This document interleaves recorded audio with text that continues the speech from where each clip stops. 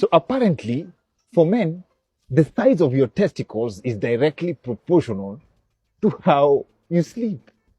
I've picked this from two respectable healthcare professionals. One is Professor Matthew Walker, who is a professor of neuroscience and psychology. Men who sleep 5 hours a night have significantly smaller testicles than those who sleep 7 hours or more. And Dr. Hamisi Kote Ali, who is a chiropractor in Kenya. When you don't sleep, you don't produce enough testosterone. So that's why your testicles will be smaller. So if you don't produce enough testosterone, this will age a man 10 years by a decade, 10 years. So a man who does not sleep and they are 40, they will appear the same age with a 50-year-old. So that is in the physiological clock of the body. It may not be visible from outside, clearly, but physiologically there will be this degeneration, this decay of the body. So these people that we praise of having balls are people who are actually who sleep more. Yeah, I think sleep will help you have good balls and be able to be fertile. Sleep is the unifier of us.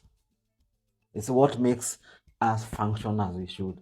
If you look at memory and learning today, we're having a lot of problems in memory and learning. Yeah. But one of the reasons is because also our children are not sleeping as much. They're always on the gadget. Dementia. Mm-hmm. Dementia is another thing. Because you see, if you don't get this serious brain waves in the brain, okay, then there's something in here. A server, if you may, it's called a hippocampus. Yes. You need to sleep. You need to sleep enough for the hippocampus to be like a sponge, so you can suck in. Mm-hmm. Okay, suck in new information into short-term memory and then file it into long-term memory. Okay?